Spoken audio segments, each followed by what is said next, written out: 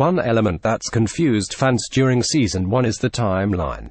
We're seeing major differences between what's happening in Discovery and how it'll eventually line up with the original series, which starts 10 years after the events in Discovery, but we shouldn't worry too much.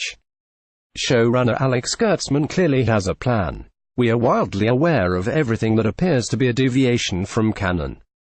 We will close out each of those issues when we close out our 10-year period and hit TOS, he said. There is a tradition in Star Trek of trying to use modern storytelling techniques, visuals, props, and visual effects to contemporize the original feeling that was generated by the props, the sets, and the visual effects that were done. Even within the original series and certainly Next Gen, we've seen ourselves go back and update.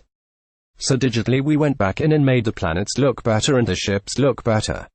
Just pure opportunity. So fundamentally it's subject to interpretation. How far is too far? He added that the series will remain true to the technology we know. Discovery is set a decade before the events of the original 1960s series, even though there's so much more they could do these days. Copyright CBS Paramount executive producer Aaron Harbert has also spoken about how reconciling the series with the original series is going to be a big discussion that we have in Season 2. We have 10 years until the original series comes into play.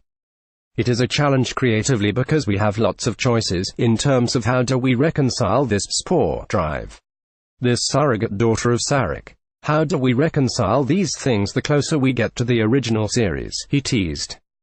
Harbert has also promised that Season 2 will feel more like traditional Trek.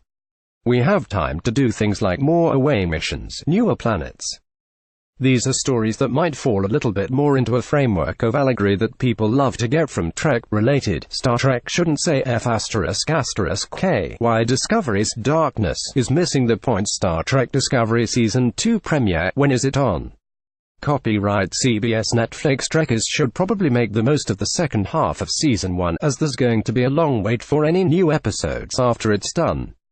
Explaining the showrunners want to learn lessons from the first season, Kurtzman said, "Now we know what we can do and where the sand traps are, so let's give ourselves ample time to announce a day that makes sense to everybody." Both the needs of production and CBS breaking story is, in some ways, the easier and faster thing. It's the ability to execute on it that's much harder.